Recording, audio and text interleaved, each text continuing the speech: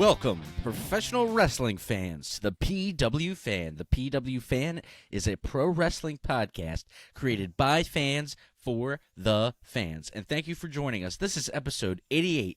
I am your host, the grumpy old school wrestling fan, collector, barber, and musician, Talk Wrestling, Tim Gilbert. And I'm your host, the architect of pro wrestling podcast, Funko Pop collector, Booker, Andy. I'm also your host and no-selling wrestling indie fan and football lover, Jeremy. All right, boys. Well, we got a good show today. We're going to start a little depressing. We're going to be talking about Dark Side of the Ring, but then we swear, stick around. It's going to pick up, and we're going to end on a high note. So we're going to go over the Graham Dynasty Dark Side of the Ring episode today. We're going to talk the crumble of the bloodline. It's the end, guys. The debut episode of Collision, CM Punk, and more. But first, and I want to tell you guys some exciting news. Right now, go to youtube.com/@thepwfanpod and hit subscribe, where we would appreciate that very much. We no longer have to do the long-winded intro. It's youtube.com/@thepwfanpod. Our page will pop right up. Hit that subscribe button. It really helps us out. If you're listening on Spotify or Apple, like and leave a review. Reviews are always appreciated, and it goes a long way to help us out. If you want to really go a long way in supporting us, we got merch on prowrestlingtees.com/thepwfan with 5 different shirt designs, black and white, bunch of different cool stuff, some Booker Andy stuff, some pod logo stuff. So that takes care of the big intro. I'm just excited we can just tell people to go to that URL now on YouTube, and boom, we're good to go. Andy, I'm going to pass it over to you. We got a lot to talk about today, so I guess you want to get started with Dark Side of the Ring, huh? Yep, as Tim said, we're going to start a little depressing with the new episode of Dark Side of the Ring. So this is the 3rd episode. Last week we talked about the first 2, which was Chris Candido. I almost said Bandito. Chris Candido and Sonny from WWE, Tammy Lynn Stitch? Tammy Sitch. Is it Stitch or Sitch? Sitch. And then the second episode was on Magnum TA. This week's episode was on the Graham Dynasty from Florida. I'm actually going to pass it over to you guys because you guys watched it more recently than me. I watched it a week ago. Jeremy, you watched it this morning. Oh, yeah. If you want to just, guys, say your thoughts, do a quick summary. I will be honest with I will be honest with you because I already knew a lot of the story. I have not watched the Graham one yet, but I did watch the Chris Candido one in full. So, but I mean, I know the story of the Graham one, but if Jeremy wants to talk about you and Jeremy want to talk about the actual episode, I'll let you guys actually do the breakdown. But I did watch. I can say some things and then. Yeah, well, I did watch the Candido one, Andy, so I can contribute. Well, we talked about the other 2 last week, so we're just going to talk about the Graham Dynasty this week. And Tim actually kind of talked a little bit about the Graham Dynasty when we ended the episode last week. Yeah, I mean, I knew the tragedy, I knew the story. I was showing Andy Mike Graham stuff last week when he was over for Collision. So I mean, I know what's Collision. up,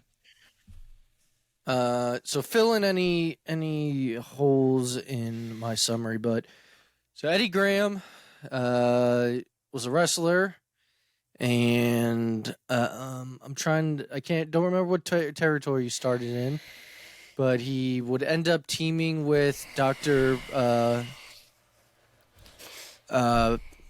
What's Bruce Pritchard's brother's name? Dr. Tom Pritchard.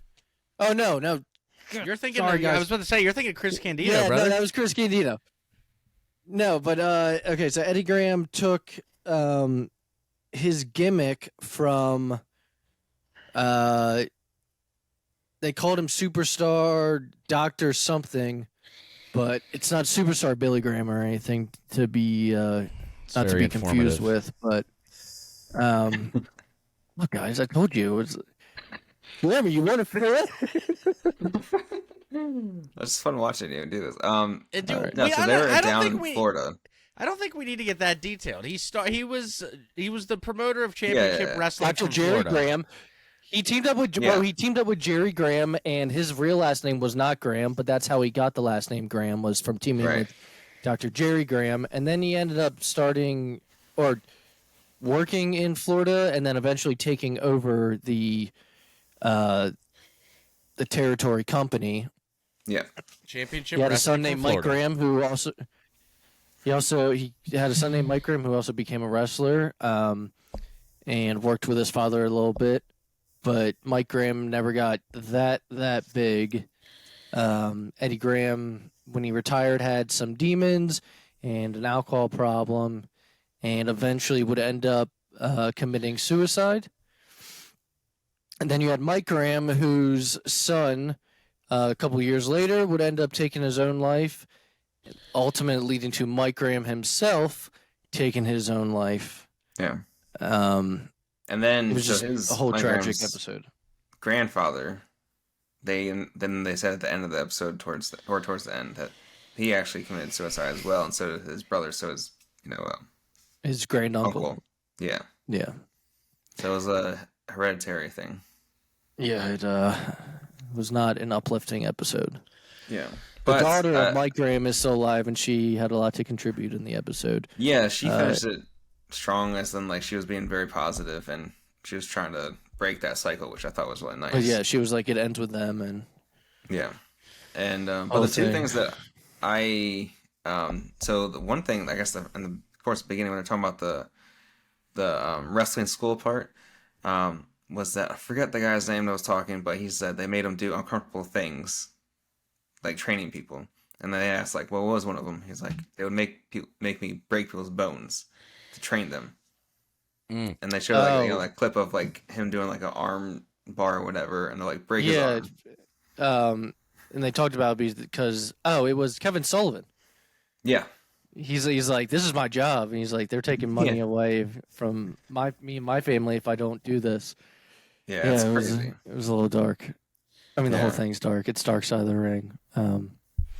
Yeah, but then the other part I thought was interesting was the Dusty Rhodes part, where when they said he left and he took like half the roster. That was the downfall. They were saying that was kind of the downfall of championship wrestling in Florida. Which I didn't know that part about, like, this story.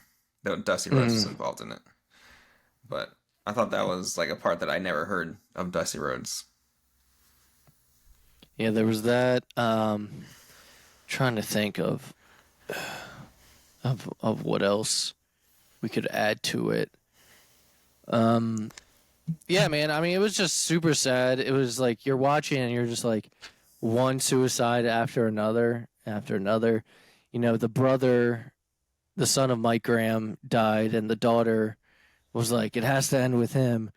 And he's like, yeah, I know. And then his wife left the room one day and then came back and like heard a gunshot, and he just like shot himself in the head with like a shotgun or something. Like, yeah, and she was like, I'll spare you the details of like what they saw. And I was like, oh my, I can't even imagine that. Yeah, it was and I forget who it was. Like the other guy said, like, you know, if that was him, he found him, then he would have just done the same because he couldn't take that. So Mike Graham, the dad, Mike Graham, the father of the son that first killed himself, he's the one that said, you're lucky I didn't find him because I would have killed myself right then and there, and then he would end up killing himself. So, yeah. I mean, tragic episode. I don't want to go too much more into it unless you got something else to add. No, I was just going to ask Tim if he knew more about, like, that Dusty Rhodes part, because I thought that was, like, the interesting part. It wasn't, like, too dark. It was just, like, the downfall of Dusty leaving and kind of taking a bunch of wrestlers with him to, might have been Jim Crockett, which turned to NWA. Yeah. I mean, I don't know any, like, the specifics about it. I've heard, like, vaguely the story that Dusty had a group of guys and that they went up to North Carolina. Trying to think of anything specific. No, I mean, my only thing to add on to this whole thing is the only other family I guess I can compare to in wrestling is the Von Erich family, who they did a Dark Side episode on. But only that was awful too. Yeah, only a few of those guys committed suicide. A couple of the other ones died of different circumstances. So, yeah, it's just bummer. So they're making sad. a movie about called Iron Claw. Yeah, I mean, I'm definitely gonna watch it. It's just gonna be brutal. Next week's Dark Side of the Ring is on Doink the Clown, which I'm sure that's going to be. I'm really confused Bummer about as how they're gonna make a Doink the Clown Andy, it's episode. called Dark Side of the Ring. Yeah. You're confused about what? I don't really understand how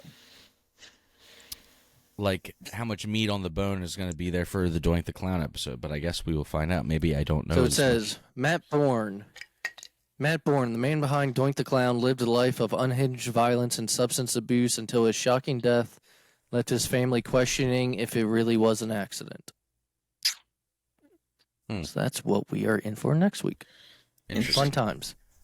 Fun stuff, guys. All right. Let's ramp it back up to the positiveness and get into Raw. Raw this past week opened up with Rhea Ripley receiving her new title. Just like the Asuka one, it looks just like the other men's main title, the Seth Rollins' World Heavyweight Championship, but with a white strap, which they seem to want to do for the ladies. And you know what I don't like is that they did this, like they did the men's before this, so it makes it look like it's copying the men's, even though they probably had it made at the same exact time. Do you know what I mean? Like, Yeah. they're making it seem like it's secondary to men's. Well, it's just like also like literally the SmackDown before this Raw, Yeah. Asuka gets her title, and then Rhea gets her title. Asuka's is a copy of Roman's, Yeah. and then Rhea's is a copy of Seth's. Right. Like, can't do like how many designers do they have? They have so many people to create something. So, I hope I'm getting this right. Rhea's championship is the WWE Women's World, Yeah, because it's the same as Seth. or women's, but they're not calling it heavyweight. No, It's it's the just Women's World World Championship. Championship. And then Asuka's is the WWE Women's Championship. You're right. Yeah. So there's a WWE and a World, right? Yeah.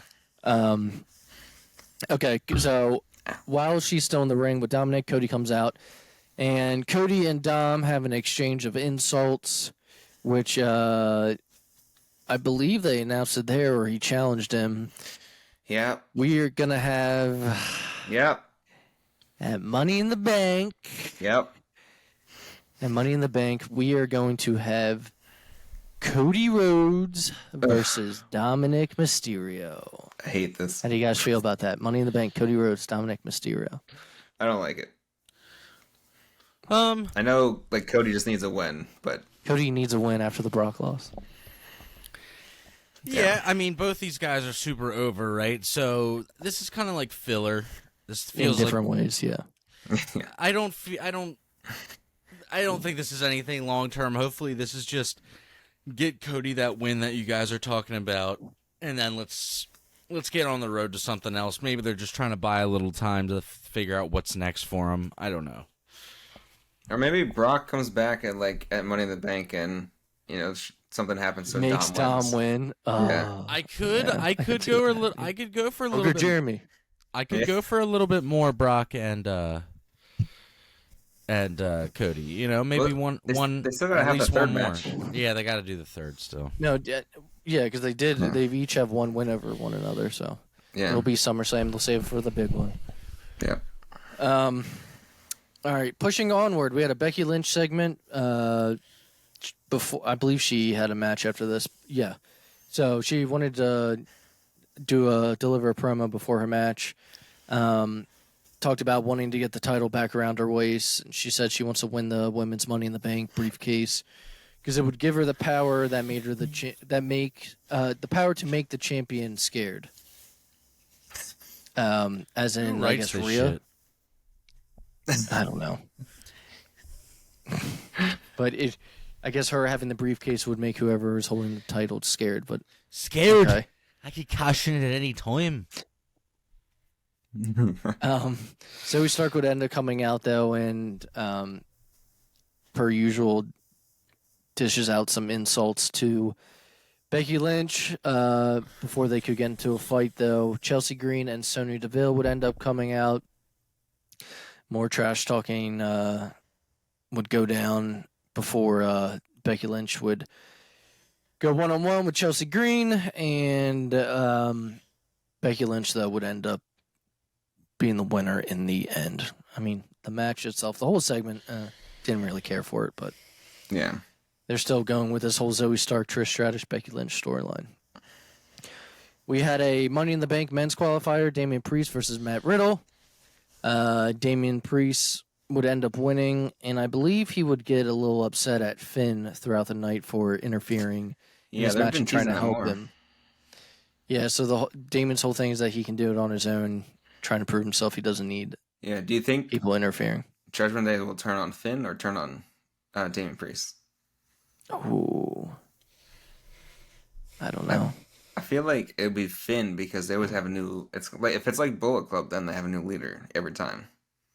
And then what? See, I'd like Finn on Judgment Day, though, right now. I know, me too. Like I think I it's don't too know what early he'll to get do. rid of him.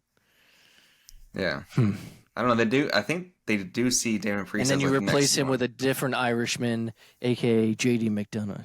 Yeah, What I just don't work. understand, I still don't think that Finn ever got a fair shot of just being Finn Balor. Like, he never, no, he didn't. after he got hurt in that match with Seth, when he came back, like, that whole, like, someone saw something in him besides Triple H, because, dude, he came in, he beat Roman Reigns on Raw, and then won the title against Seth, like, right after. Yeah. So, and that's when he was doing his NXT stuff, where sometimes he was himself, sometimes he was the demon, depending on the situation. And I feel like since he came back, like, it's never been... He's never just gotten to do that. They always got to do something with him. They got to give him the... And I just want to preface, I do not mean anything by this. I just mean, like, they gave him, like, the rainbow gimmick for a while, and then he became, like the... They sent him back down to NXT, which was weird, where he kind of became himself He became again. the Prince again, though.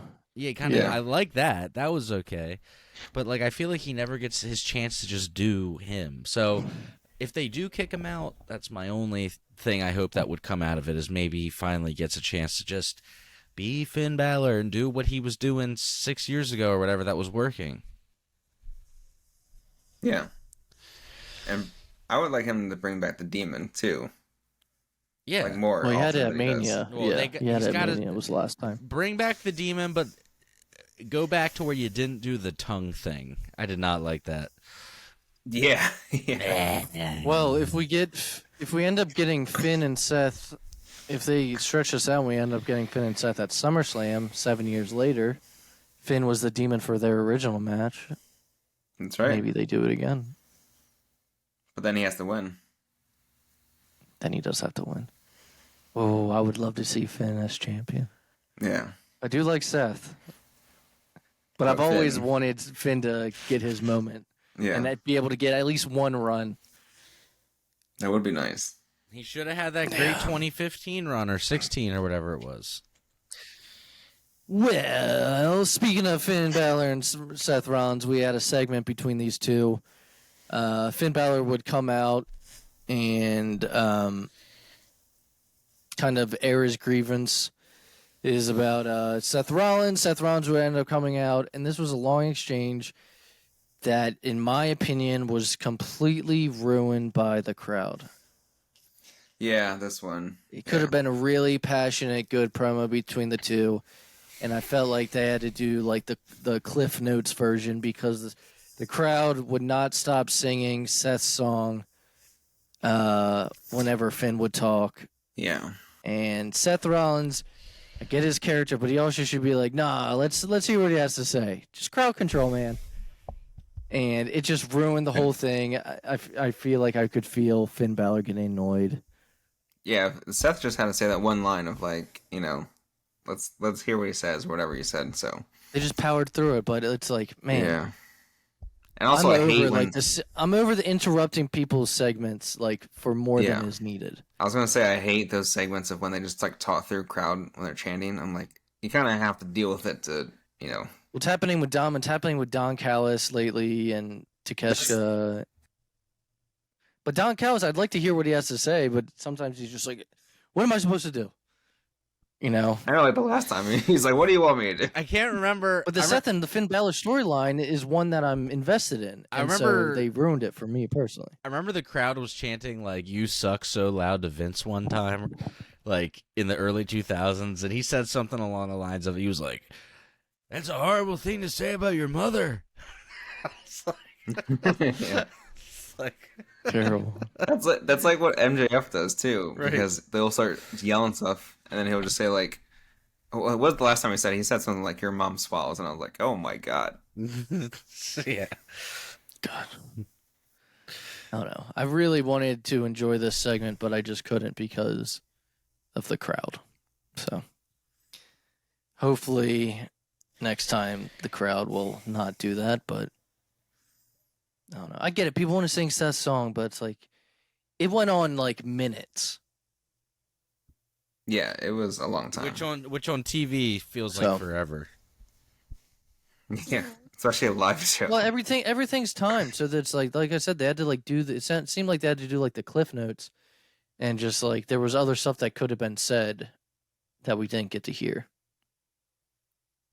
So, oh well. Our main event though, we had Kevin Owens and Sami Zayn backstage segment with Imperium. After Kevin Owens kind of blew a fuse, it led to a match between Kevin Owens and Sami Zayn and Imperium.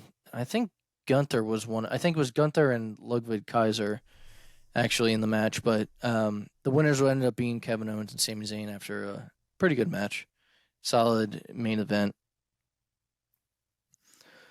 Do you guys have anything else you want to add to Raw before we get into Dynamite? I don't know, I'm kind of just hoping that Kevin Owens and Sami Zayn don't lose too much momentum. Because it seems like they're kind of like, especially fell off after. They're holding on by the Kevin Owens freakouts. Yeah, that's about It's it. the best thing going for him right now. Yeah, I mean, it's like one of my favorite things on the TV. yeah, especially that last When I week when he watched. was just like going off in the back room area. He's like, "There's too many people on here." SmackDown. Yeah, All right, Dynamite. I'll say before we get started, I enjoyed this week's Dynamite. I thought it was better than. one of the best On the of past the year, couple. I think. Surprisingly, it opened up with MJF versus Adam Cole for the AEW World. It was an AEW World Championship Eliminator match. If Adam Cole Wait, won, there wasn't. Hold on, wasn't it an Orange Cassidy match? it was not. For once, it was Oh, not okay. an Orange All right. Cassidy match. If we did get an Orange Cassidy match later, I didn't even write it down because I do not care. So if Adam Cole won this match, he would get a title shot at MJF. Before we get to the winner, I thought the match was very good. Enjoyed it much better already than any Jericho and Adam Cole stuff Oh, we had yeah. seen before this. These two guys, wrestle in a way that I personally prefer. So I enjoyed that better. Oh, you mean they have like a But good wrestling match? Unfortunately, Wow. That's a crazy concept. It was a pro wrestling show, and then they go out and have good pro wrestling matches. It's crazy. classic rock guy, I guess. Classic rock guy, I guess. Classic No rock. flips. No flips, That's no fun. nothing. A little bit of blood. Adam Cole gave MJF a super kick, and it was just enough to make it seem like, he messed up MJF's mouth a little bit. MJF had a nice elbow drop to Adam Cole on the outside through the timekeeper's table. But speaking of time, it would end up going to a draw after 30 minutes.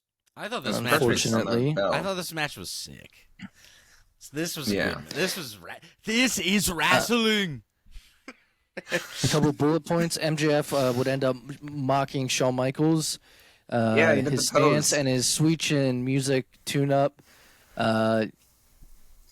Kinda. Do you think it's alluding to the comparisons between Cole and HBK, or like I Cole think so. being like a pupil of like Shawn. I think both probably, because Adam Cole also does a lot of stuff that Shawn Michaels did too. Yeah. And you know who might have been watching that match at home? Shawn Michaels. Trying to supporting his boy. HBK. MJF would deliver a tombstone pile driver onto the ring apron at one point. That was rough. Yeah. Adam Cole, would after the elbow drop they worked Adam Cole's left arm basically, but it did seem to be a little swollen stuff as the match went on. Yeah. But towards the end, MJF would deliver a low blow in plain view, but there was no disqualification. I don't know why. He attempted to use the Dynamite Diamond Ring, but referee Bryce Remsburg would end up catching him, which would set up Cole for the Panama Sunrise and the Boom. But when he went for the 3 count, the bell would ring. Did we mention a few months ago on the pod that I got to meet Bryce Remsburg by accident because he came in and I trimmed his beard? Yes, we have. It's pretty weird, man. Yeah, that was really cool. Every time I see him, I'm like, that's wild. Yeah. He's the bald ref we enjoy from AEW. Yeah, he's a bald ref who goes, and you somehow met him because you cut hair. Yeah, but he is the cool bald ref, not the corpse referee. We don't like the corpse. The corpse you'll see in every Young Bucks match, reffing it. He's blind half the match too. He's like, sorry, I didn't see any of that crazy shit that you just did. Yeah. After the time limit, sorry, go on. No, I was just gonna say I'll never say that MJF can't wrestle or is a boring wrestler again, because that's how I first felt about him. I was like, he wrestles kind of boring, but every single match he wrestles recently, right. This is how you should. That's what he said. He said every recent match, because he knows he can do all that stuff, all the stuff that people do. But I love what he said when he was like, he's like, I don't need to wrestle every week. He's like, you could watch Orange Cassidy wrestle every week, and then he like winked at the. That was funny. So when the match though would hit a draw, Adam Cole would ask MJF for 5 more minutes, but MJF, of course, being the coward champion that he is, would leave the ring and go to the back. So, with the time limit draw, I enjoyed the match. I enjoyed the ending because it keeps the story moving forward. Yeah, they have to move past Forbidden Door anyway, so yeah. And I think this will pick up after that. Yeah, because Forbidden Door is this coming Sunday. Oh, yes. I'm watching Shelton Benjamin walk to the ring right now. My man is jacked. Good Lord. I did not realize. Behind you guys. Okay, so next we had a Sammy Guevara segment. He talks about how he has to make some changes here in AEW. He talks about his baby. Darby Allin would end up coming out, and Darby would end up saying, "Are you going to stand on your own 2 feet or live in the shadow of the JAS?"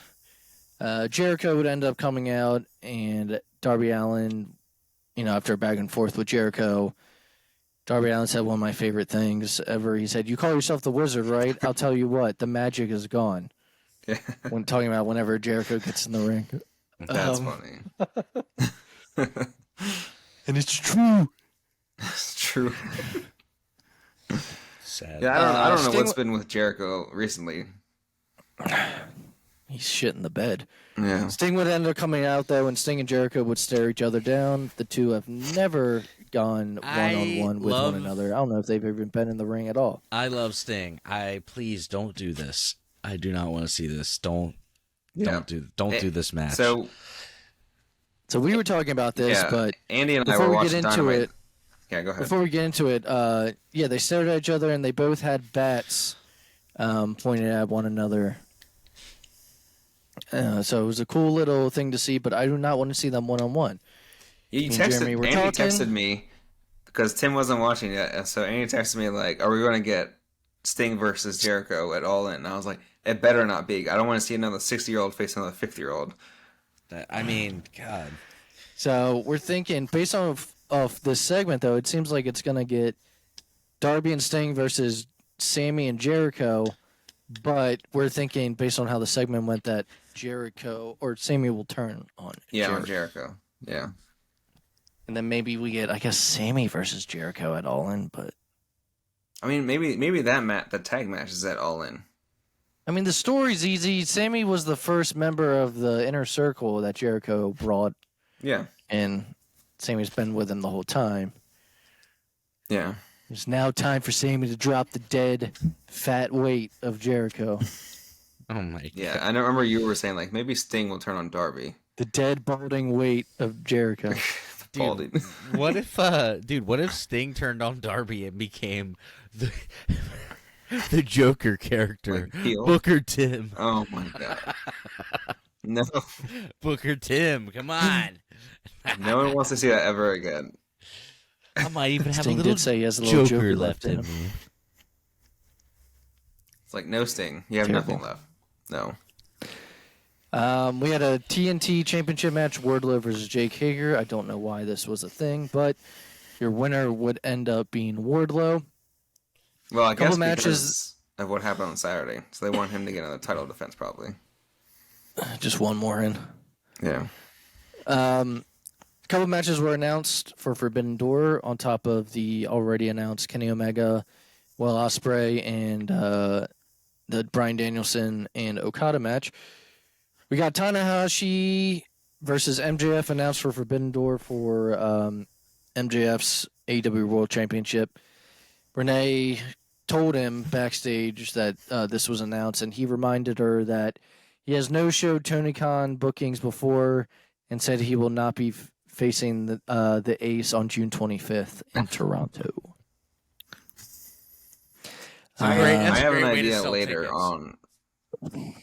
Yeah. I have an idea later on, like after we talk about Collision, of what could happen then. Okay. I like where your head's at. Just make sure you remember when we get to the end to Yeah, I'll say try.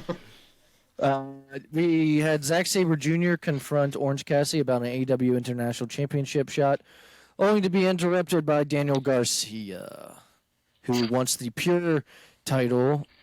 I don't know what that has to do with any of this, but so Orange Cassidy is the AEW International Champion. Zack Sabre Jr. is the NJPW Television Champion, Mhm. and then Daniel Garcia comes up and said he wants the ROH Pure Championship, which is held by Shibata. Right. So, do we get a four-way for all three titles? I think it's just a four-way for that. Well, it shouldn't be just for that title. It should be for all of them then. It's the. I mean, AEW yeah, it'd be three titles. Yeah, because it'd be The only AEW one not and holding it would be New Japan. Daniel Garcia. Yeah. Yeah. I mean, that'd be crazy, I guess. But Orange Cassidy would somehow win because it doesn't seem like they want to take the title off of him. I know. Right. Can you imagine? He's gonna come out with 3 backpacks now. Jesus. So Sonata, who is the IWGP World Heavyweight Champion, Ugh. issues an open challenge to anyone on the AEW roster for his title at Forbidden Door. Jungle Boy would end up accepting it. No. We're getting Jungle Boy versus the IWGP World Heavyweight Champion at I Forbidden don't like Door. this. They could have I gone don't with like it. anyone else. I know. I'd rather see fucking Moxley. Yeah, dude, pick Moxley, please. I'd rather, like Andy's saying, please, Jay dude. White? Jay Yeah. White? Someone? Ricky Yeah. Starks even? I don't care. Punk? Oh, Ricky hate- Starks, yeah. Jungle Boy. Punk can have a DQ Does or that a mean draw? is that going to be the main event, or is MJF going to be the main event? No, the main event has to be. I guess. Those are both the top titles. I know that's true. I was going to say the main event has to be Omega and Osprey, but they're not fighting. No, they are fighting for a I mean, title. I think Moxley, when he had the championship, closed out the show last year. Yeah, but I think Omega and Osprey can close it out because they're fighting for the. For that title too. Yeah. That could. I mean, I'd be fine with that closing the show. Yeah.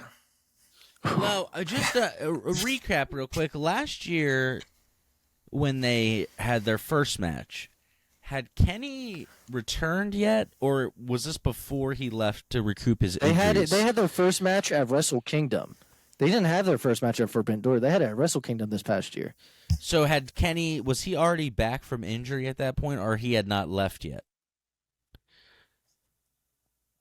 He was back. Yeah, it was this past Wrestle Kingdom in January. He was back. So he came back for that. What I'm getting at is I think this match will be even better because now Kenny is like settled back in more. He's been back a while doing matches. Oh, You know what yeah. I mean? Like he was. Like I feel like now they can really do what they like want to need to live up to, basically. You know what I mean? So what we were thinking, and I think we've talked about before, is that since Kenny won the first one, Ospreay wins the second one, gets his title back, and then we have a third one at All In in Ospreay's home country. Yep. That'd be awesome. At All In. Yeah. Yeah. So that would sell it out then. Yes. So that was the last match announced for Forbidden Door. We're still only at 4. I feel like there's got to be more, and it's already this Sunday. Did it not do There has to be tag more titles or announced. anything? It's gonna be Olivier versus. I don't know. I mean, it's gonna be Olivier versus Ostrich. Let's go. by the way, Tim, I'm now laughing even more because Corny calls Seth Rollins Seth Franklin Rollins. Seth Franklin Rollins. Yeah. And who's he call Ostrich? Oh, Will Ostrich. Yeah. And then Oscar is Oscar. Oscar is Oscar. Yeah. And then Sheamus is Seamus. See, yeah, I've heard that. Seamus. And then Brian will be like, why do you got to call him Seamus? Just call him by his right name. And he's like, I am. He's like, I'm saying it how it's spelled. Orange Cassidy is Pockets. Pockets. You have pockets. Moxley is the plumber. The plumber. The balding plumber, Moxley. And then Renee. And then Renee is Renee Moxley good. That's how he always says it. Okay. Sky Blue won a Fatal 4-Way last week to get an AEW Women's Championship shot against Toni Storm. Toni Storm would end up beating her. Shocker right there. And then our main event was the Blackpool Combat Club versus Hangman Adam Page and the Young Bucks, a.k.a. the Hung Bucks. Nope. Winners were Hangman and the Bucks. Sucks. I hate that. I didn't get a chance to say this last week. The Hung Bucks. That's awful. I enjoyed the match. The match was fine. But I kind of liked Lillian. what happened afterwards. Lillian, if The Rock was a jury, 9 times out of 10, he'd be a hung jury. All right, the winners were Hangman and the Bucks. Classic The Rock promo. Afterwards, Eddie Kingston would return to AEW's AEW television. He cleared Claudio Castagnoli from the ring and came face to face with his best friend John Moxley. And he would help Moxley by pulling Matt Jackson off of him. Takeshita would end up rushing the ring and attacking the babyfaces before Kenny Omega arrived and brawled with Takeshita. But the show would actually go off the air with Will Ospreay coming out of nowhere and attacking Omega, laying him out and standing tall, closing out the show. I like that. That was a cool ending. I like Ospreay. Yeah. Do you know that and Ospreay, I think, is going to be a free agent too. That elbow that he does, the cheeky the cheeky Nando's or whatever he calls it. Do you know what Nando's is? Yeah. It's a fried chicken place in Europe. In the UK. But he hits a different finisher first, right? And then the elbow? Yeah. It's like a good boy. Good boy. That elbow you guys was have nasty anything to too add to because it's from Dynamite, though? behind. Like you can't see it coming, so I'm like, and he throws himself into it. So I sent a video of him doing that indie where he's elbowing the guy, and it looks like he's actually killing him. Like it looks like he's doing the what we call the after blow. Like he's doing when someone gets knocked out, then they keep punching him. We're like, all right, too much. Oh, yeah. Too much. Well, he's doing a spot where he looks like he's doing it to somebody. But dude, he looks like he's absolutely obliterating them. And I sent it to a customer. Does. I sent it to a customer, and he was like, dude, what the heck? He's like, why would he do this to this guy? Like, he thought it was like real, and I was like, no, he just is really good at making it look real. Yeah, that's funny. Do you guys have anything though to add to Dynamite before we get into SmackDown? No, it actually had some structure to Dynamite, so it was nice. Yes. Yeah, this was my favorite Dynamite. This was my favorite Dynamite in a while. In a while. Yeah, and Collision was Yeah. actually my favorite AEW television show in a while. So we'll get into it. Yeah. SmackDown opened up with the undisputed WWE Tag Team Championship Gauntlet match. Street Profits, Brawling Brutes, the OC, LWO, Hit Row, who was literally in there for like 30 seconds. Michael Cole can't stop talking shit about Flop Dollar. Dude, he hates them. And Pretty Deadly were also in there. Pretty Deadly, though, would end up getting the win after coming in last and picking up the scraps. Afterwards, Kevin Owens and Sami Zayn would come out to congratulate Pretty Deadly. But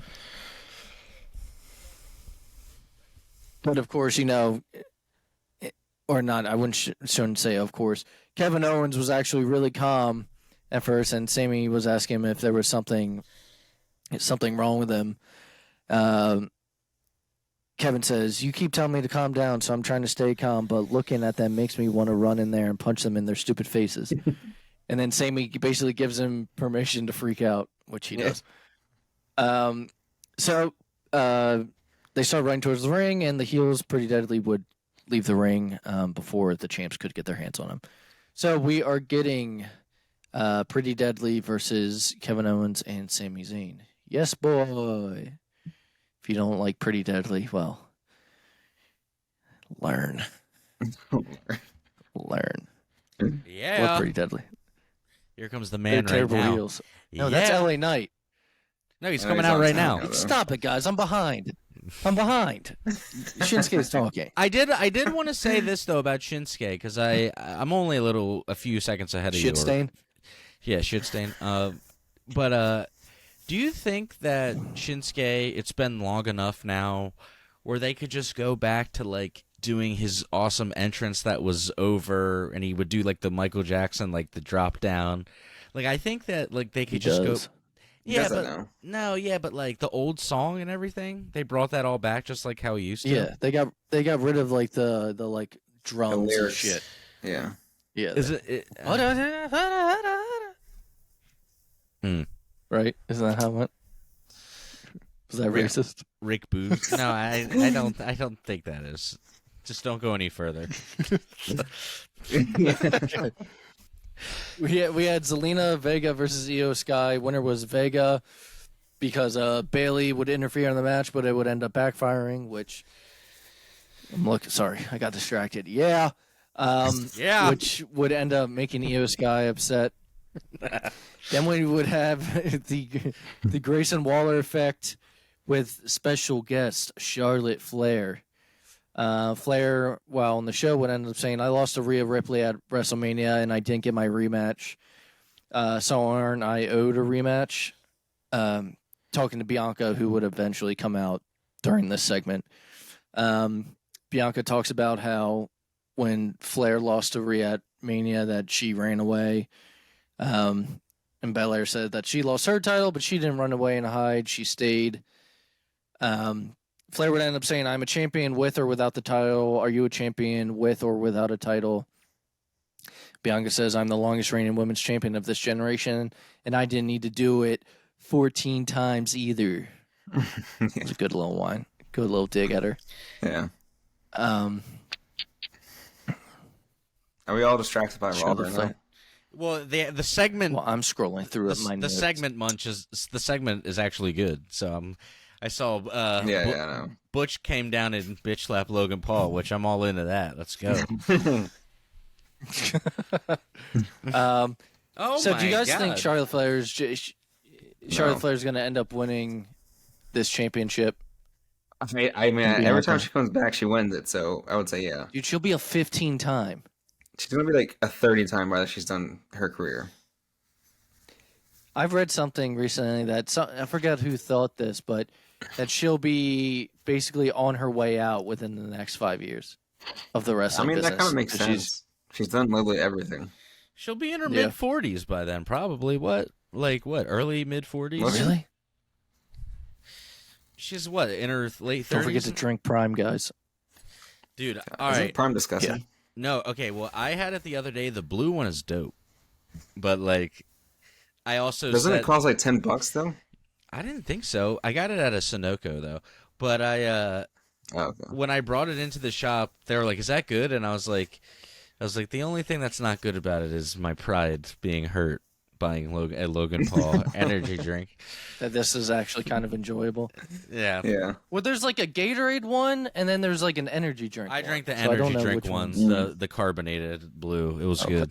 Oh, I was gonna say, I think the Gatorade ones are the ones that like people don't aren't like. Good. Yeah, I mean, you can't go wrong with anything blue flavored most of the time. I mean, it's pretty good. Blue flavor is the best flavor. Blue everything. Of any flavored flavors. Blue. Yeah. Of any flavors, blue is the best flavor of all the flavors. Yeah. Sugar. And the flavor is not blue raspberry. The flavor is Purple. of blue is Yeah, blue. it's blue, not anything else. Blue. Or blue. Yeah, sorry, blueberry or blue raspberry. No, it's just blue. It's blue. I said, what the All right, we have a hell? mixed tag match. I AJ said, Styles what the and- hell is a berry? I want blue drink. It's sugar, water. Blue drink. It's blue. That purple stuff. I want that purple stuff. I want that purple stuff. We had a mixed tag match on SmackDown. AJ Styles and Mia Yim versus Karrion Kross and Scarlett.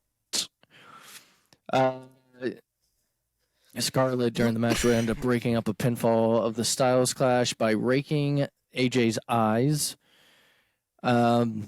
Scarlett would try to distract AJ during the match, to which, like flirt with him, to which AJ would rip off his glove, show her his hand, and say, "I'm married, bitch." That's a good impression. In the middle of the match. But Karrion Kross and Scarlett would end up defeating AJ Styles and Mia Yim. I'm All married, that hair bitch. Gonna win. by Kross. Married. I'm married, bitch. The gay community? We had a Rey Mysterio. All right, sorry. The gay community. I was just thinking that when you said that too.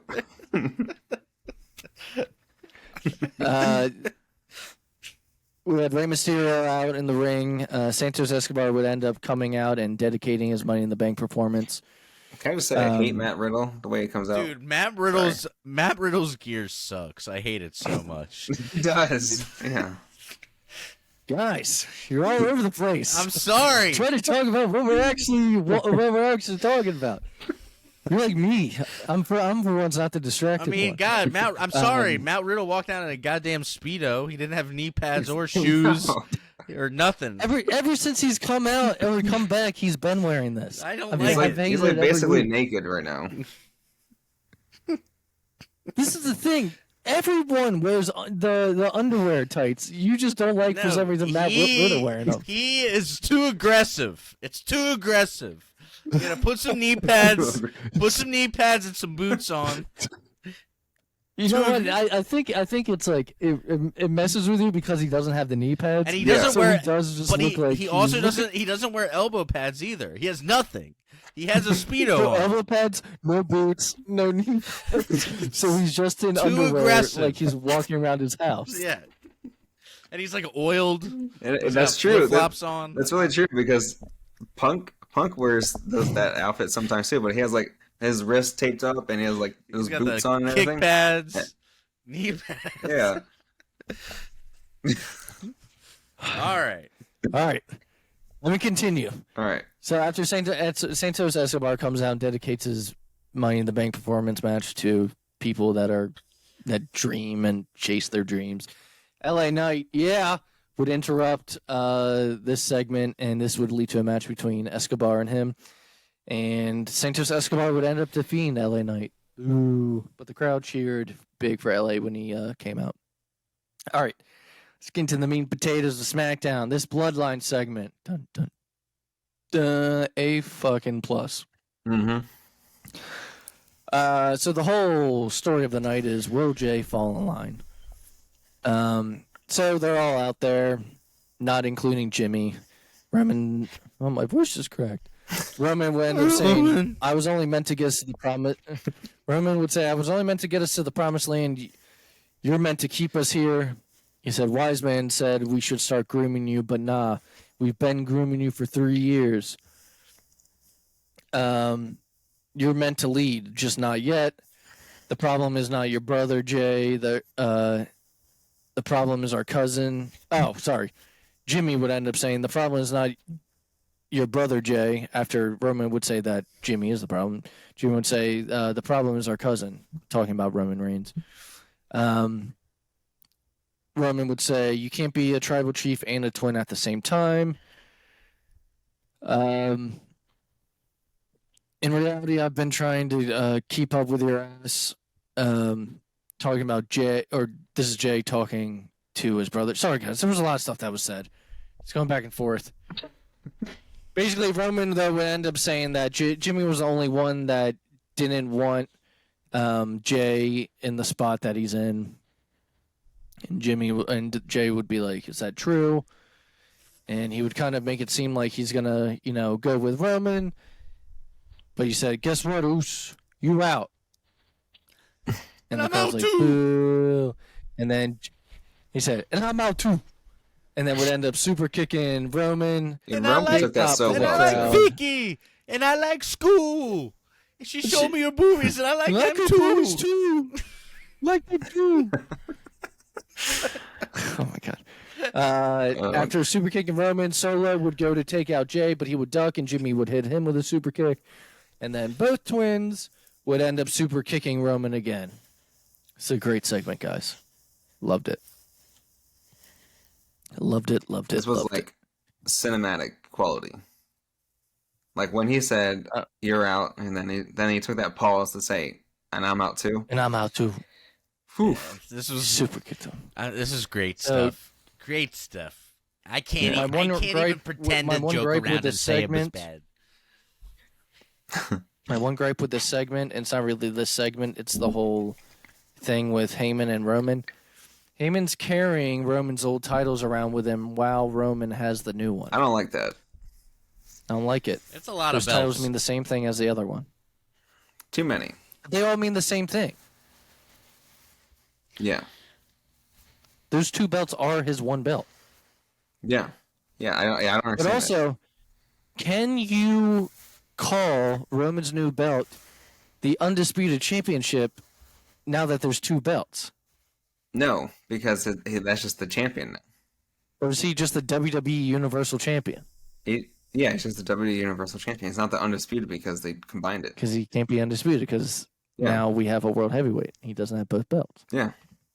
It's the same thing that happened when they introduced the big gold to Triple H. Yeah. Brock's title dropped the Undisputed and just became the WWE Championship. Yeah. So, all right, Rampage really quick, because I hated one thing from it. Jay Lethal, Jeff and Karen Jarrett versus Mark Briscoe, Papa Briscoe, and Aubrey Edwards. This was awful. The Briscoe family and Aubrey would end up winning. I don't know if anyone expected it to be good. I don't know why they do it. I hate what they're doing with Mark Briscoe. Yeah, let's just on pretend AEW it's not television. happening. But yeah. Do you guys have anything to add to this terrible booking and what they're doing? I don't want to see this again. I'm happy that the man has a job and he's probably taking care of the whole Briscoe family now. But I don't want to see this again. Please do something else with him. I beg you. And I like Aubrey Edwards, but Tony or one of his minions. I know y'all listen to this shit. Please, don't do something else. Don't put a ref in the match because any company who does that, it's a bad idea. We also had Takeshita versus Bandito. Winner was Takeshita. This was a crazy match. It was really good, though. I will say. Yeah. For once, I had something good to say about a match on Rampage. All right, guys. Let's get into... Tim, do you want to kick this off? Like Mussolini. Collision. Like Mussolini. And Kennedy. Well, they were in Chicago. The debut episode of Collision was in Chicago this week, and it opened up with CM Punk. Chicago, Illinois. Yeah, everyone loves him in Chicago still.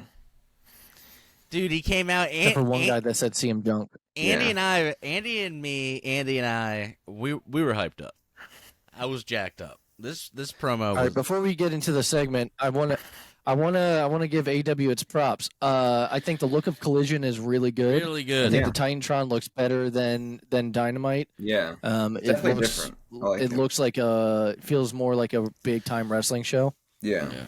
The intro. That's for sure. I even like the song they picked for it, even though it was different. I don't. You like it? I don't find it. I don't think the Elton John song goes with wrestling. I love Elton John. I just like it because it's a totally different feel from Dynamite, which I know they were going for. So I Well, like it doesn't Like make the it seem Fools. intense. It's just like, all right, like I'm ready to watch some wrestling. It's like Saturday. Andy's like, Doesn't get you in the mood?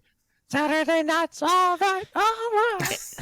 Andy comes from that early 2000s era where I do too. He wants all the intros to the wrestling songs to be like, "And tonight we're gonna hear Beautiful people. yeah." Marilyn Manson, Beautiful People, and that Raw song at the Yeah. same time. Those were the two best We're back-to-back gonna theme songs. fight, yeah. No, that's not what I want. I just told you what I wanted. Yeah. Give me what I want. Give me what I want. want.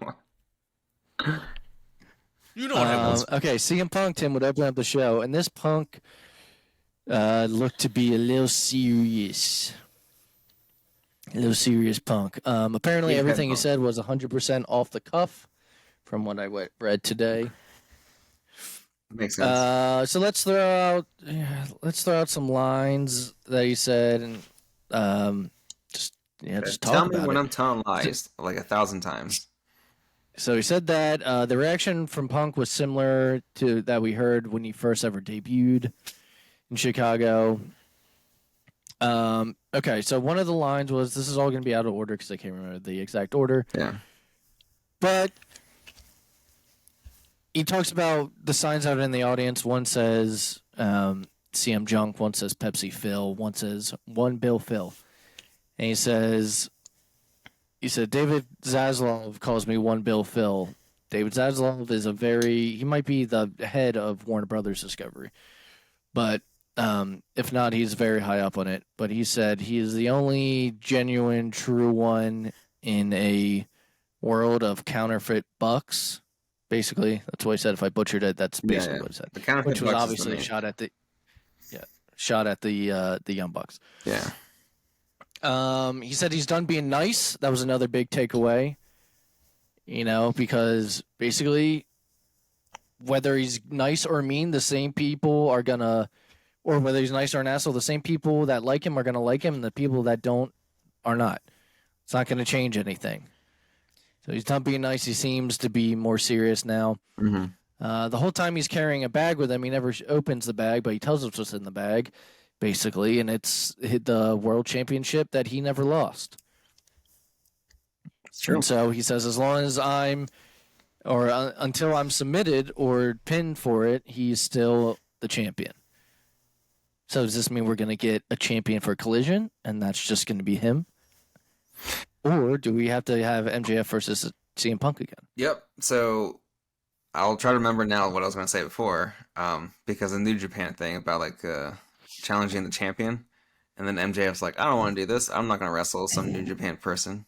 And then Punk fights Tanahashi instead because MJF won't defend the title, Yep. but Punk will. That's it.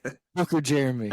And that means we get Punk on Forbidden Door, which would make this pay-per-view. I love MJF, but this would make this pay-per-view even more stacked. And what are the Young Bucks doing on this pay-per-view? Just wondering.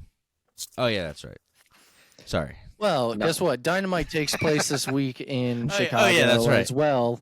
Oh, And they're not. the Bucks are not going to be there on Dynamite. Pre-taped. They're not coming. Yeah, they're not coming to. They did some pre-tapes, but they're not going to be there Damn. live in Chicago. Sounds like someone's a Yeah. little scared to show up.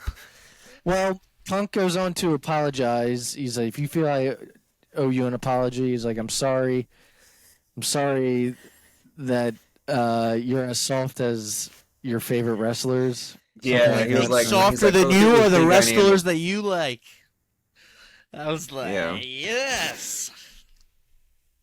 Yeah, because he was like Um, sincere at first, where he's like, "All right, I've gotten older and wiser," and he's like, "I'll give you an apology," and everyone's like, "No," and then he said that, and that was great. so tell me when I'm telling lies. Yeah, which I remember him Is there saying that way anything we before. forgot? Is there anything else that? I mean, that was I That feel was like the the main main stuff. takeaways. Yeah, But we would see Punk later in the main event. But oh, for he did take once, off. because it is Sorry, he did take off the AEW like thing on the mic before he started talking. in the beginning, yeah, he took it off. Yeah, I guess 'cause- he just likes holding the mic better that way. well, he did that in WWE before he did when he was feuding with The Pipeline. Rock, and he was Oh. like, "Your arms are too short to box with God" or something like that. That was the promo. He said that. On. Classic Andy. Andy needs to go back and watch that promo. He told The Rock that your arms are too short to box with God. And I was like, it's one of the most legendary like lines ever in wrestling. It's so good. I'll have to watch Yeah. it. That was during the era I did not watch anymore. Yes. Right before Andy Um, came That back. was a good time when Punk was there. So I actually wrote down every segment and match for this show only because it was the debut episode. Overall, I enjoyed it, and let's get into it, starting with after the Punk segment in the beginning. Wardlow versus Luchasaurus for the TNT Championship. I did not see this coming, but the winner was Luchasaurus. And afterwards, Christian would hold the title up in the corner like it's his. Dude, they need to Like get he something was the actual champion. better stories going on with this TNT title. Yeah. I did not expect him to win, but I'm sure Christian holding it like he's the one that won it is going to end up being some kind of story at some Yeah. point. Maybe with Luchasaurus and him. I don't know. Yeah. You're a fucking dinosaur. Match was all right. It was fine. Yeah. Two big guys going at it. Whatever. This is probably the lowest point of the show, I think. Maybe. You think? Or The next match was my favorite when it comes to just straight up wrestling. We had the return of Andrade El Idolo versus Buddy Matthews. yeah. Winner was Andrade. They worked Andrade's left shoulder and they worked Buddy Matthews' left knee. This match was fantastic. Both guys killed it. During the match, Buddy Matthews would end up doing the cloverleaf. Yeah. I don't know if she calls it the cloverleaf. It's also like, isn't it Sheamus's move too? Seamus. Yeah, but I don't know. But it's the submission. Yeah. And Andrade, though, would end up winning the match using the figure four turned into Charlotte's figure eight. Yeah, Pretty that was pretty cool. cool. So they both, Yeah. And that one and the crowd would cheer because they're in the yeah, know. they knew And it. so, especially when Andrade bridged up. Yeah. He for was the figure eight. struggling for a second. He almost didn't get it. But Yeah. But you got this match was awesome though. This Yeah. match was really, really good. the one sequence when like Andrade went for like the boot and then like it looked like Buddy like pushed him out of the way and then Andrade elbowed him in the head. Like that quick turn. Oh, his quick turn. Tim, I remember looked at that part, the quick spinning elbow Yeah, that was And- like flawless. But from Andrade to the back of the head. Yeah, but you know why Andy and I were also saying the reason why this match was so good is because in that ring you have two highly trained pros. I mean, these are two former NXT guys. Like one was the NXT champion. Like these guys are good. This match should have been good, and it was good. yeah. Well, look, me and Jeremy had this conversation.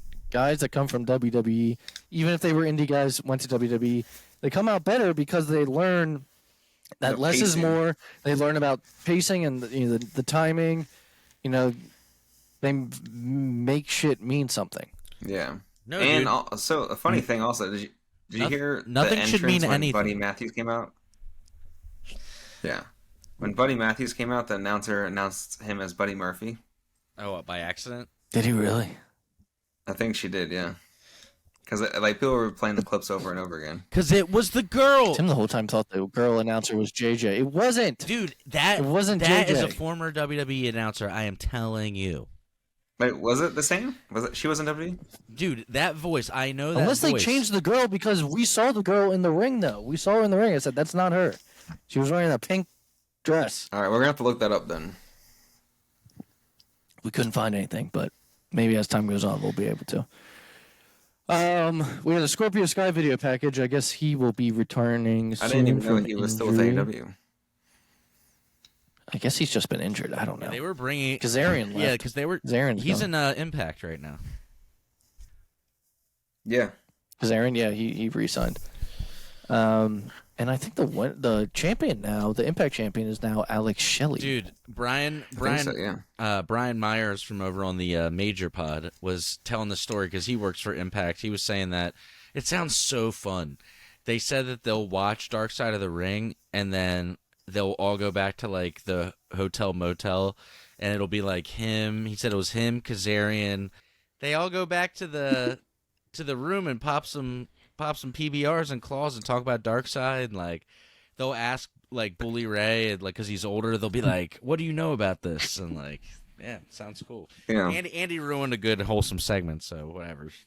Yeah, I was like, that was a nice story by Tim. It's not funny. I just my brain goes dark sometimes. Tim calls it Dark Andy, Yeah. Dark Side of the Ring, and Dark No one Andy. likes Dark Yeah. Andy. That's what I also always say. Yeah, my father's not a fan of it. No. No, Oh, he says I don't like Dark Andy. Sorry guys, sorry fans, sorry listeners. Okay, Mira returned to action and defeated Tony Nese. Mira looked great. I like this version of him. When I say that, I mean just his AEW version compared to Rusev. Except for I liked Rusev Day, but that was just the character. But he looked good. Yeah. He looks like he's ready to keep on fighting. I still don't care for the Redeemer part of the gimmick, but I like his gear and the way he just looks overall. We had a women's tag match: Toni Storm and Ruby Soho versus Sky Blue and Willow Nightingale. Also, I don't. Did you guys? Tim just Did you guys see the update where Matt and Nick Jackson changed their Twitter bio to, if this were 2018, we'd already have counterfeit Bucks shirts available on Pro Wrestling Tees? Yeah. yeah, they changed it. They changed it that night. Yeah. They would have too. That's how petty they are. Because that's how petty they are. The cease and desist stuff. Next day they had cease and desist shirts. Yeah. And the one suite. Yeah, the one. Yeah, I remember that. Tim's favorite Sky Blue and Willow Nightingale though would end up beating Toni Storm and Ruby Soho. Woo! Good lord. She dates Kyle Fletcher. That just got. Was Tim gonna do this again, like last time? She has an When we talk about absolute women's match. dump truck. She got a dumper. No, I said we're watching the match, and I was like, I thought the everyone match seems wasn't to that like bad. her. Tim's like, I'm like, Tim, everyone seems to like her, and he's like, you know why? Because she's got a fat ace. Right from his leg, too. She's also from Chicago. To quote somebody, Is that why? tell me when I'm telling lies. We're not telling lies. We had an Acclaim segment with Daddy Ace, and I mean, part of it they talked about the upcoming Father's Day, which would have been, I guess, the next day, right? Yeah, because it's Saturday. Yeah. Are they still going for? Yeah, I mean, they do a quick promo with Tony Schiavone. I don't really know what the purpose of it was. They talk about Father's Day. Billy Gunn shows off his new shirt. I think the purpose was just because they're still going for the trios tag titles. And they Well, just that did was a my next promo. question. Yeah, are they still going for it? Yeah. So real quick before we get to the main event, like JR is taking time off the heel. If you notice, he sounded very tired on commentary. Yeah, he also had a black Apparently, he eye. took a bad fall earlier in the day. Yeah. So maybe that's something to do with it. But the announce team was supposed to be Nigel McGuinness, JR, and Kevin Kelly, I believe. Yeah, yeah, they did Kevin pretty Kelly well. used to I be like an announcer Nigel. on Raw. I feel like I haven't heard Nigel commentate in a while, so I kind of liked him. So he used to be the NXT UK Yeah, commentator. Then he came back for ROH, but I don't know if he was a permanent in this ROH stuff. But I like Nigel. Oh yeah, he was NXT also though for a little bit before going to NXT yeah, he UK. was in the main XT. Yeah, Yeah. I like him on commentary actually a lot. All right, our main event though was Bullet Club Gold, Jay White and Rock Hard, Juice Robinson, and Samoa Joe versus FTR and CM Punk. What you guys think of the match? it was a great match. I thought. Did Punk look rusty? Did he look No. good to you? No, I think he looked really good. I thought he looked good. Like those, like I was saying, like before we He's- started, I think to Andy, I was like, those neck breakers that he does, like when he gets the hot tag and he does those spinning neck breakers, those are like the perfect neck breakers I've ever seen. He looked like he was leaner, and looked like he was in like good, like almost like fighting shape. Fighting shape. So during the match, though, the big story in the match was Punk and Joe. It had been almost 2 decades since they shared a ring together. So it felt big once they finally were face to face. It was, The crowd was chanting, and so did "Holy those shit." chops that Joe gave him. Oh yeah, Joe, The crowd was chanting "Holy shit!" Joe would end up not only chopping Punk during the match, but he would also chop Dax Harwood, who has stiff chops, but Joe's even harder looking. And you know what's the funny? Joe would no sell Punk's chops, which is hilarious. I love what Joe does is when he's chopping, like when he was chopping Punk, he's like talking shit to him in between each chop to him too, so it makes it that much more intense. Well, right before they like locked up / started fighting each other, you could hear them like both like looking at each other, doing like the mother effer like under their breath, and then they like then they ran at each other and started being like, and both started like punching each other. It was cool. So this is going to be his first big feud, supposedly, right? I think so with Samoa Joe. So I don't know how they're gonna make that work, like as why, but I'm sure Punk will figure that out. Punk and FTR had gear that referenced Pride Month. Yeah, that's pretty cool. I actually really liked it, though. I was surprised. See, Punk had the fist on the back of his, and then the whole time I was like, I thought FTR's might just say FTR with the same colorway, but they also had Punk's fist. Yeah. On the back, the crossing fist. Yeah, that was pretty cool. So I enjoyed their gear. They would end up winning in the end. I believe Punk did a go to sleep on, who was it, Juice Robinson? I think so, yeah. I told Tim during the match, I was like, Juice Robinson better take the pinfall during this. Yeah. I did like seeing Jay White and CM Punk in the ring. Yeah, that was one of the they could things have I was a really waiting good feud for. later on. Kind of a weird clashing of I like worlds. Jay I White, liked it. man. Yeah. I like Jay White. At one point, Punk was on his knees and Jay White had the gun to him and was like, "So you're the best in the world?" And then it just felt very like the past versus the present, because like Jay White, the New Japan Bullet Club stuff is like was very like current, and Punk was like something that I liked a lot like 10 years ago. So it's cool that like it's the meeting of the worlds. Basically, it was pretty sweet. Felt like a multiverse. So the end of the match, wrestling multiverse. Oh yeah. Yeah. So to be specific with the ending of the match, though, Samoa Joe had Punk in a rear naked choke while FTR was being held back by Juice and Jay White.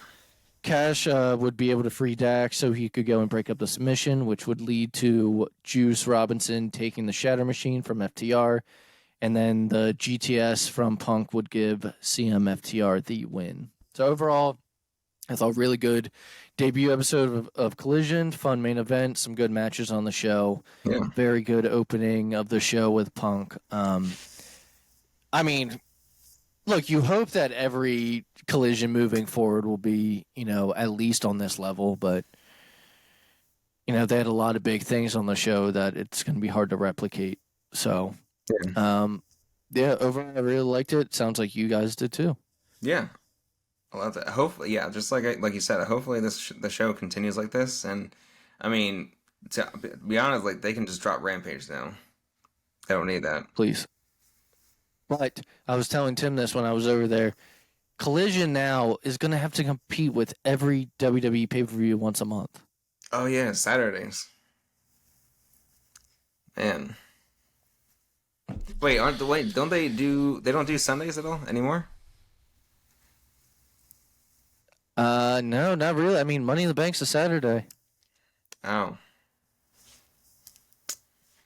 Yeah, those gonna be rough weekends for them. Once a month. Yeah. Look, I mean, you're going to have their loyal fan base, the people that want you to pick a side that are just going to only watch AEW, but I'm sorry, I'm going to tell you, I'm going to watch the pay-per-view over a 2-hour Yeah. televised show. Yeah, because I mean, either way, I'm gonna record one or the other and just watch. Both are going to be watched. I'm going to pick the pay-per-view. The pay-per-view is more. Once a month. Yeah, that's true. So, yeah. Tim. So next week, before Tim gets us out of here, next week we will be talking about Forbidden Door. So that will be the big part of the show that we cover. But Tim, yeah, take us out. Real quick, is Forbidden Door on a Saturday or Sunday? Sunday. Forbidden Door is Sunday, June 25th. You guys want to go to Cablar that night? If it's open, I think it is. That sounds good. Finally, They're open Sundays. Finally do the... Are you going to give them a shout-out? Yeah, we'll give them a shout-out, for sure.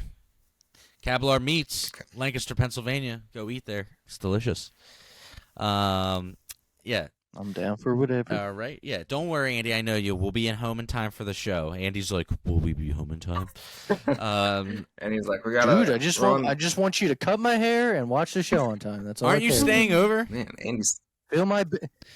Yes, all right. Fill my belly, cut my hair, and... Cool. All right, Andy. He only has a few demands. And I'll pay for the pay-per-view. All right, well, just that a works. few. Just take care of all of his needs. I'll buy your dinner. How about that? All right, well, if that wraps it up, we will join you next week for episode 89, where we will be talking about Forbidden Door and apparently eating delicious fresh burgers.